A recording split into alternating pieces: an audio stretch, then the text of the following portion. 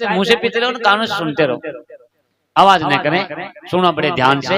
अपनी बात है, देखो हमारा पूरा जीवन बीत गया, हम खूब बातें चीतें करते हैं, आपस में खूब मिलते हैं, समाचार लेते देते हैं, लेकिन मैं आपको सही निवेदन कर रहा हूं, अपनी जो बात तो ये है, अपनी जो चर्चा करने की बात है, अपने लिए जो कोई अगर बात है तो ये है, ये सत्संग, जहाँ यहाँ अपने आप अपने बीच में कोई विचार विमर्श हो रहा है, कोई बात हो रही है, अपनी बात हो रही है।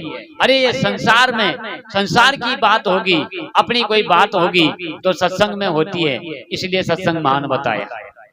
हमारी चर्चा सुननी है, अपने आप की चर्चा सुननी है, आपको अगर समझना है, आपको जानना है तो सत्संग में जाइए, क्योंकि यहाँ आपकी ही चर्चा होती है, जगत की चर्चा नहीं होती।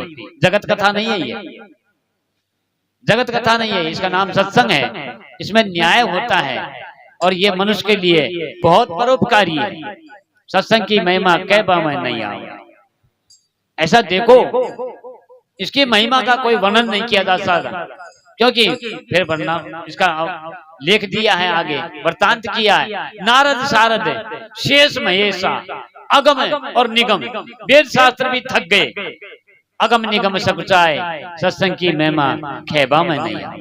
बताओ, जिसकी महिमा का कोई गुणगान नहीं किया जा सकता, वो हमको आसानी से मिल गई।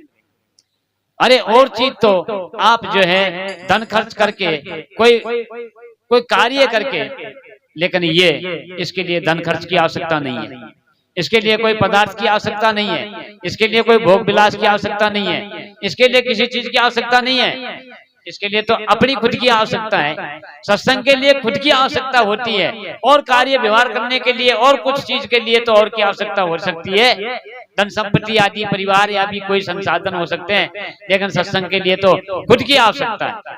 यहाँ पर खुद को होना पड़ेगा, खुद को समझना पड़ेगा, खुद को जानना पड़ेगा और मानना पड़ेगा।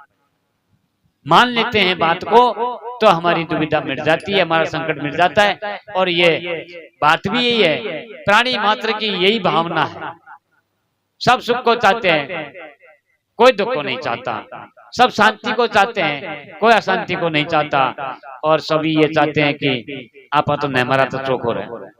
अगर बताओ कोई मरना चाहता हो, चाहे गरीब हो, चाहे बूढ़ा जवान बालक हो, चाहे रोगी हो, चाहे बेसहारा हो, चाहे अंगहीन हो भले ही, लेकिन नहीं मरना चाहता।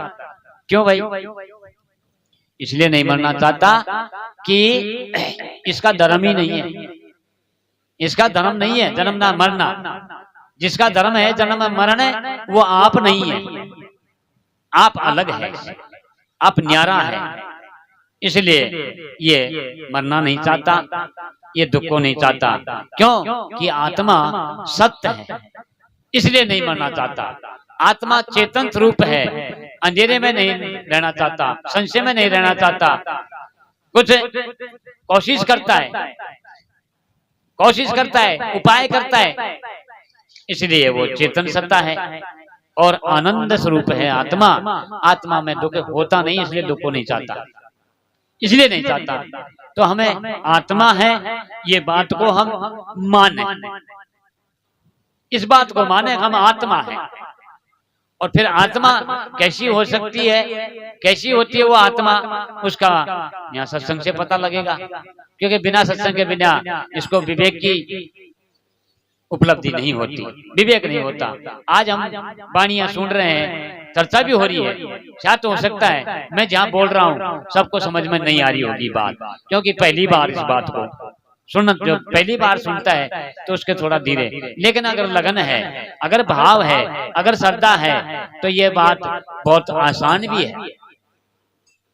श्रद्धा है, विश्वास है, लगन है, प्रेम है, आस्था है और समर्पणता है, कुछ ऐसी भावना है माया से, तो ये सुगम भी है, सहज भी है ये। और अगर ऐसा भाव नहीं है तो बहुत कठिन है, बहुत दूर की बात है, बहुत दूर की और की बात लगती है हमको। पता नहीं ये जाने किसकी बात कर रहे हैं, ऐसा लगता है जो कि बात अपनी है और हमको ऐसा लगता है तो किसी कोई और की बात है। आत्मा आत्मा करते हैं, अभी आत्मा जाने क्या होती है, जाने कहाँ होती है, कैसी होती है, ये अंदाजा लगाएंगे ना हम तो। अभी आत्मा आत्मा क्या होती है, आत्मा तो शायद वो जो कोई मरा हुआ वो मरा गया ना, वो आत्मा ये ऐसा ही है, मर गया जो आत्मा, आत्मा भटकती डोले। अरे आत्मा नहीं भटकती डोलती है, ये वासना भटकती है हमारी, भोगों की वासना, कर्मों की वासना, संसार की वासना, ये वासना भटकती है। आत्मा कहीं नहीं भटकती ना, आत्मा भटकने वाली नहीं होती, आत्मा आने जाने वाली नहीं होती है। आत्मा तो आकाश के सदृश होती है, इसमें कुछ नहीं बिगड़ता न बनता, वो तो जो की त्यों शाश्वत रहती है। भले दिन हो लो चाहे रात हो लो, है चाहे जो भी हो लो, आकाश तो अपनी स्थिति में है। वो आकाश जो होता है, रात्रि को रात्रि होने पर रात्रि नहीं बनता वो, और दिन होने पर दिन नहीं बनता, सुबह दोपहर शाम नहीं बनता, आकाश तो आकाश ही रहता है। इसलिए हमारे महाराज जी ने कहा है आत्मा की स्थिति का वर्णन किया, अंदर बाहर, ऐसा नहीं कहीं अंदर और बाहर न हो ना, बाहर ही बाहर होता तो फिर अंदर का मामला कैसे चलता, अंदर का खाना पीना कौन कैसे पचता, अंदर की इंद्रिया क्रिया काम कैसे होती, कैसे होता अगर अंदर नहीं होता तो, और बाहर नहीं होता तो फिर बाहर कैसे देख लेता, बाहर कैसे कर लेता, बाहर कैसे समझ लेता, अंदर भी है वो बाहर भी है, अंदर बाहर सब घट व्यापक जो व्यापक आकाशा श्री नारायण गण ईसा साक्षी स्वरूप। अरे रात्रि को भी जानता है, दिन को भी जानता है, हानि को भी जानता, लाभ को भी जानता है, कुछ है उसको भी जानता, कुछ नहीं उसको भी जानता, दिन में है उसको भी जानता, और सपने में आया उसको भी जानता, और सपने से आगे और होता ही है, सपने से भी आगे और स्थिति बनती है, जिसके लिए कहता है आज तो अशो सोयो, ओहो पतो ही को कदी निकले, आनंद से सोया, बहुत गहरी नींद में, बताओ कुछ पता ही नहीं, उसका भी पता है कि नहीं, आत्मा चेतन जानता है कि नहीं, गुप्त से गुप्त को भी जाने, सूक्ष्म से सूक्ष्म को जाने, भारी से भारी को भी जाने, आकाश को जाने, पिंड को जाने, ब्रह्मांड को जाने, तीनों लोगों को जो जानने वाला है कि नहीं, वो तू आत्मा है। तेरे से क्या छाना हो सकता है, लेकिन विचार करना पड़ेगा, ये विचार का विषय है। तो तब ये जरूर बात कही हमारे भगवान ने कि सोए रहे हैं अपन, ये आंखों से जो देख रहे हैं ये नहीं है, एक सोना, ये तो ये रात्रि का सोना होता है, एक अज्ञान नींद का सोना होता है, वो सोने से हमको जगना पड़ेगा। ये सवेरा जो होता है वो आंखें खोलने वाला सवेरा अलग होता है, जो रोज ही सभी करते हैं इस काम को, ध्यान पर भी करते हैं, वो सवेरा तो जानवरों का भी होता है। तो इस सवेरे को ये सूर्य उगने का जो सवेरा होता है, इसमें कोई जागना नहीं माने जाएगा। ऐसे तो जानवर भी जागते हैं, वो भी रात को सोते हैं, वो भी सुबह जागते हैं, नहीं हमारे लिए एक जागना और है, वो जागृति पैदा करो, वो जागो किससे कि ये जो दर्श मात्र है, ये नाम मात्र है, ये रूप मात्र है, ये क्रिया मात्र है, इससे आप ऊपर उठो और अपने आप को जानो, अपने आप को समझो।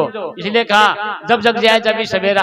अरे सवेरा कब होता है भाई, मान लो हमारे लिए सवेरा कब होगा, जब हम जागेंगे जब भी तो सवेरा होगा, सूते का कोई सवेरा थोड़ी होता है। चलिए मान लो थोड़ा उदाहरण तौर पर है कि सोने वाला दिन के 9 बजे या 10 बजे या 11 बजे जग रहा है, तो क्या, तो फिर उसके लिए तो 11 बजे का ही सवेरा होगा। वैसे तो सुबह 5 बजे होगा ना सवेरा, लेकिन वो 5 बजे से और 5 घंटे का सवेरा और जगने वाले के लिए, उसके लिए तो नहीं हुआ, उसके तो रात्रि है, वो तो सोता ही है। तो सोने वाले का, जो सोते हैं उनका सवेरा नहीं होता, जो जग जाते उनके लिए सवेरा, जब जग जाएगा जब ही सवेरा हो जाएगा। जब आप विचार कर लोगे अपना, उसी दिन जागना हो जाएगा। और जिस दिन हम जाग जाएंगे, एक बार जाग जाएंगे, फिर वो जो नींद में सोएगा, काल के ग्रास में जब जाएगा, उसमें नहीं जाना पड़ेगा। जीते जी मोक्ष की प्राप्ति, जीते जी मुक्ति। मेरे पास कहीं मुर्दान का पास पिंड प्राण कराओ, जो कोई कहीं कराओ, जो कोई कहीं पंडित को एक बाणी कितने टाइम होगा, हाँ 3 बज गया, हाँ बहुत अच्छी बात है, 3 फिक्स बज गए, हो गया टाइम आरती का, और थोड़ा कार्य भी था, इसलिए थोड़ा सा घणो बहुत, इसलिए मैं मेरी वाणी को यहीं विराम करता हूँ। बोलो सतगुरुदेव भगवान की, श्री नारायण जी महाराज की जय हो, सत्संग भगवान की जय हो। आरती करें।